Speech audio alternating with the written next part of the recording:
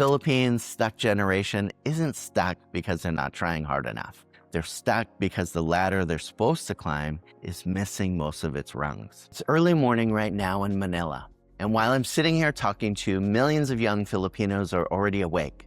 They're getting ready for a commute that will take 2, maybe 3 hours to get to work. They're headed to jobs that pay salaries most of you watching this can't even imagine living on. And I want to tell you about what I've learned living here for 6 years. Because if you're planning to move to the Philippines, or if you're already here, you need to understand something that took me years to figure out. An entire generation of young Filipinos is stuck.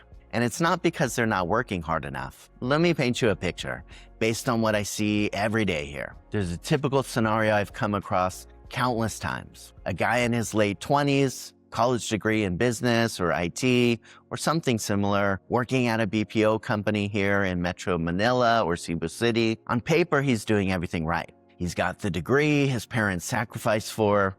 He's got the job in the nice shiny building. He wears business casual to work. He makes about 25,000 pesos a month. That's roughly 450 US dollars. And before you say, well, the Philippines is cheap, let me walk you through the actual math that I've heard described to me more than once. Rent for one room, not a big room, not an apartment, not a condo, one room that he shares with 2 other people, about 6,000 pesos. Transportation, chimney to the MRT to the office, tricycle at the end, every single day, both directions, that's about 3,000 pesos a month. Food, and we're not talking about luxury food, but street food here, cheaper carinderia meals, which is mostly just rice and whatever protein is available, maybe another 8,000 pesos. Phone and internet, which he needs for work, another 1,500 pesos. And then there's a line item in his budget that changes everything. Family support, 5,000 pesos once a month, sending it back to the province. You add that up,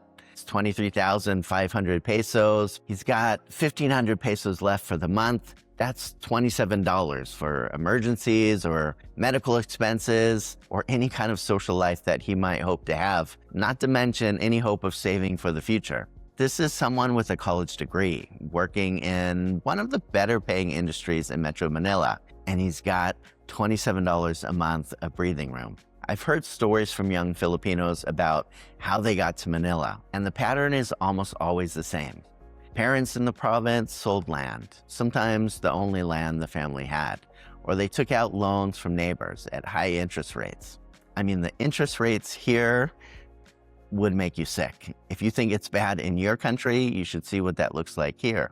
20, sometimes 30%, could be 40%.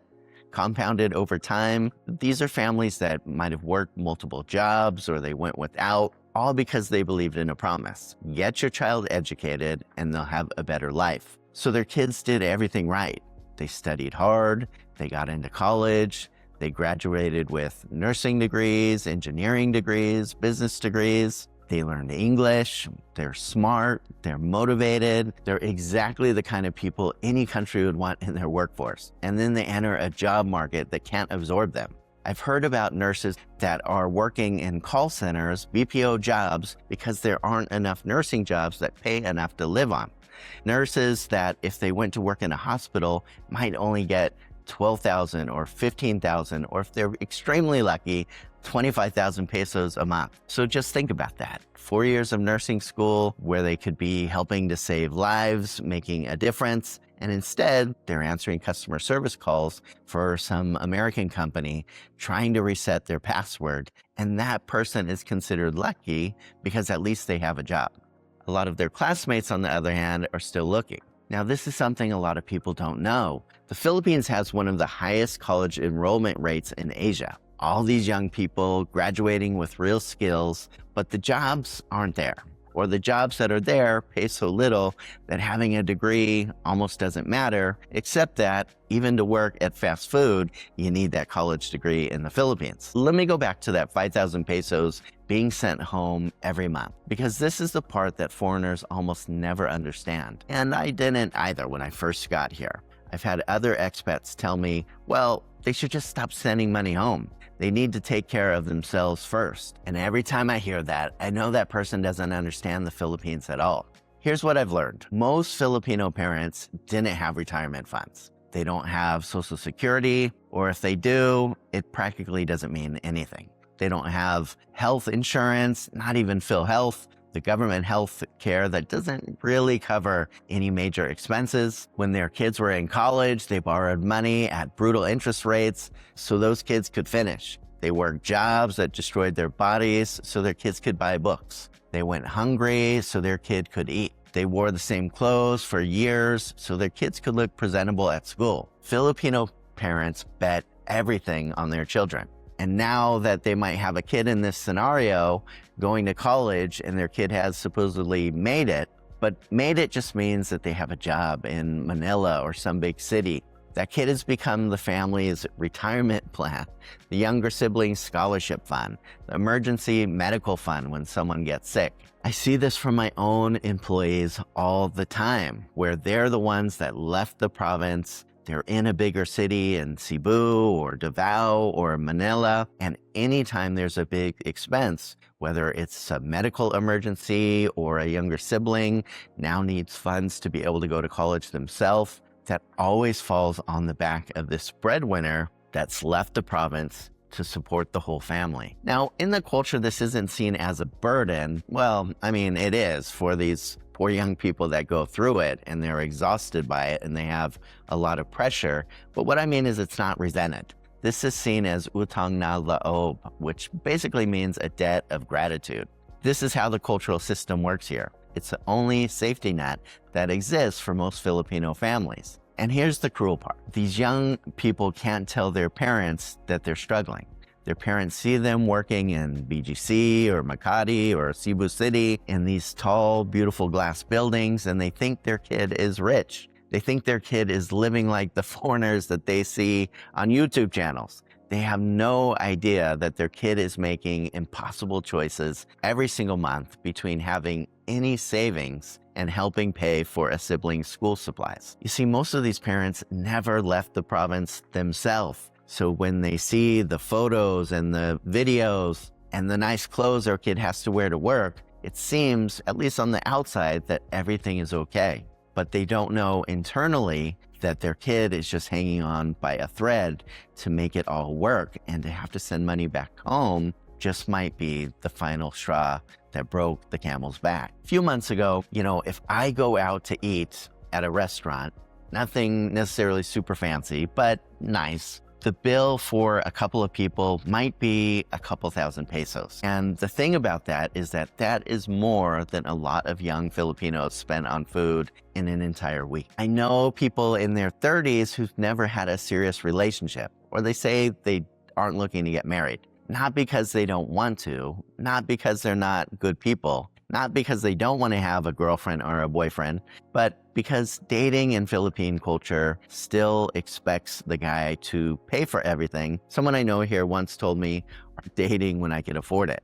And they were 31 years old. The social life for young Filipinos happens in the cheaper places. The street food stalls, the small videoke bars, where you're hoping the Red Horse or San Mig is just 30 pesos. The friend's apartment where everybody brings one dish and some cheap Tanduay rum. They watch foreigners and wealthy Filipinos enjoying the restaurants, the nightlife, the experiences, and they feel like strangers in their own country's richest districts. Here's what makes the whole situation even harder.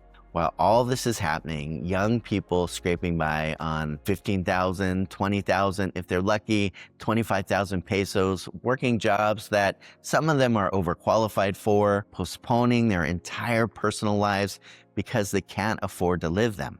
There's a small percentage of Filipinos who are obscenely wealthy. The Philippines has one of the largest wealth gaps in Asia. The richest 1% control most of the economy. They have all of the leverage, all of the power. And I'm not talking about upper middle class comfortable. I'm talking about own entire malls wealthy, multiple luxury cars per family wealthy, living in gated community in Makati wealthy, generational wealth that goes back to Spanish colonial times, the old Spanish-Filipino families, the Chinese-Filipino business dynasties, the political families who've been passing power back and forth for generations. And if you're not born into those networks, your chances of ever breaking into that tier are basically zero. Doesn't matter how hard you work, doesn't matter how smart you are, the ladder doesn't go that high unless you started on the right rung. The young Filipinos I've talked to, they already know this. It just comes almost innately. They're not naive about it. They've accepted it in a way that would make most Westerners angry on their behalf. But don't believe that acceptance doesn't mean that they're happy about it. It just means they've learned to focus on what they can control, which unfortunately isn't much. I've been to the provinces. Now, I've talked to older Filipinos who are frustrated with young people today, especially older people that will see younger people go into jobs that they think make a lot of money. And they'll think, I was able to save some money, even living in the province, even when I didn't make a lot. That Philippines doesn't really exist anymore, where you could actually work a job and save money. Before, the peso was worth more relative to living costs. Rent was cheaper, land was more affordable, but now their kids have degrees they never had, work in air-conditioned offices they never could have, speak English they don't speak, and still can't afford to save money for land or for the future. A lot of these young people can't afford to move out of shared bedrooms, can't afford to get married or think about kids. But the parents don't see that. They see their kids with smartphones, wearing nice office clothes, working in nice-looking buildings, and they think their kids have it easy. Now, sometimes I just wonder if it's easy for parents of these kids to not really think too hard about it, because even they could figure out the math if they put a bit of effort into it, and they know what their kids are going through on a level, but they just don't know how to stop relying on them for the money that the family so desperately needs. I think there's also something where parents who sacrifice everything they had and put all of their hopes and wishes on their children, where they almost have a kind of magical thinking, where they have to believe, because they've always believed, that if they do the right things, that they supported their kids to get to college, that their kid went through college and did well, and then they seem to have a good job. It's just too much to believe that it didn't get them where they had hoped and wished for so many years that it would get not only their kids, but that it would also benefit the whole family. So you might be thinking, why am I telling you all this? Couldn't I have just put out a dating video instead? You might be saying, why does this matter if I'm a foreigner living here or planning to live in the Philippines? Well, it's because if you don't understand the context, you're gonna misunderstand everything about Filipino behavior. That woman who you're dating who seems really focused on financial security, she's not materialistic. She's terrified. She knows from watching everyone around her that one medical emergency, one job loss, one family crisis can destroy years of careful planning. That person, you know, who never pushes back, who never questions authority, even when they probably should, you think they're passive, but they're not. They're operating in a culture where questioning authority can mean losing opportunities they literally cannot afford to lose. That friend that you meet in the Philippines who can't go out with you, even to places that don't seem that expensive. They're not being antisocial. They're doing math in their head that you don't have to do. If you're here, like I am, running a business and employing Filipinos, this should fundamentally change how you think about compensation. That competitive salary based on Philippine market rates, for most people, it's still barely enough. They're still choosing between saving for themselves and helping family. They're still stuck, and you have the power to change that. You could pay above market rate. You know, recently I was away at a nice resort, and one of the interesting things that I found out is that resort wasn't paying everyone a salary. They were paying a lot of people what are called OJTs in the Philippines. And that's on-the-job training, something that you have to do to be able to make it through college for most degrees. Basically, we might call them interns in the US. Now, the thing is that most of them, from when I asked, were not paid even an allowance, not even enough to be able to travel from their home to work each day. Those type of things are upsetting to me. Essentially, those are big, wealthy companies that are surviving off of free labor, not even just paying them what it would cost for meals for the day or transportation for the day. These type of things need to change in the Philippines. Now, that doesn't mean that businesses have unlimited budgets and can pay people unlimited amounts. Of course not.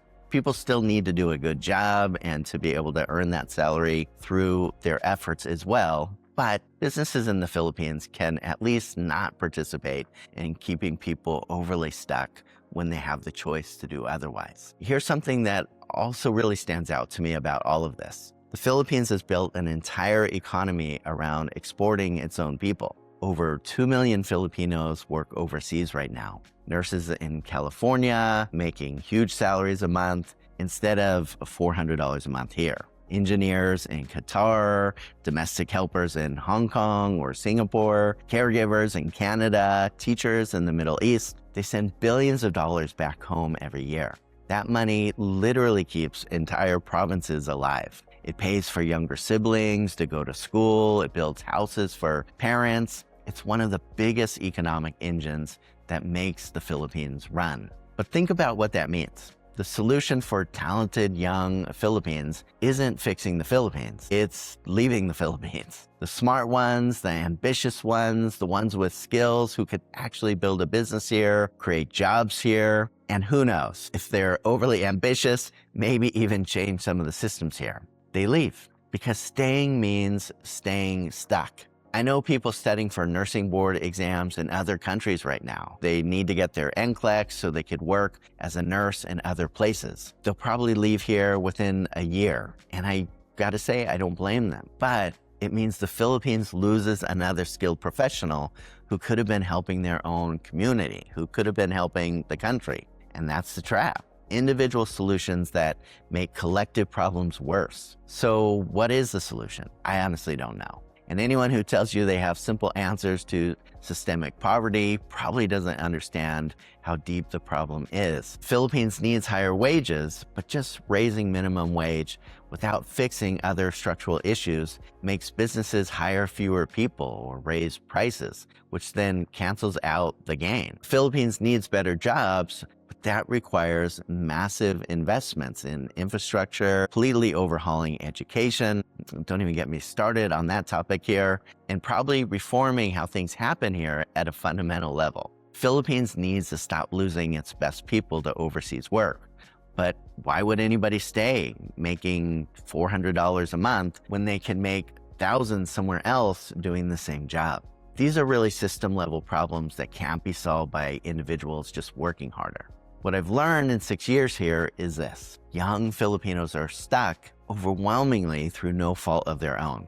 They didn't choose to be born into an economy that doesn't work for them. They didn't choose to be there. They didn't choose for there to be no jobs that match their education. A lot of them are working harder than most people I've ever seen anywhere, and for far less reward than almost anyone deserves. And if you're here as a foreigner, whether you're in a relationship or just trying to understand this place, you need to see this clearly. Not to pity anyone, not to try to save anyone, but to actually understand what's happening around you. Because once you understand how hard it is for young Filipinos to get ahead in their own country, all those behaviors that seem confusing start to make a lot more sense. The money consciousness that seems excessive, the family obligations that seem overwhelming and so hard to understand, the risk aversion that seems frustrated, the focus on security over everything else, it all starts to make sense when you understand the context. Philippines' stuck generation isn't stuck because they're not trying hard enough. They're stuck because the ladder they're supposed to climb is missing most of its rungs, and no amount of individual effort could overcome structural problems. Pretending otherwise or trying to give trite, simple answers to very complex issues isn't kindness. It's just another way of not seeing what's really happening here. Let me know what you think in the comments, especially if you're Filipino. Did I get this right? Did I miss something important? And if this gave you a different perspective on the Philippines, consider subscribing. I try to talk about things that I normally don't see covered that matter so much to understanding life in the Philippines. As always, guys, thank you so much for taking the time to watch. Take care.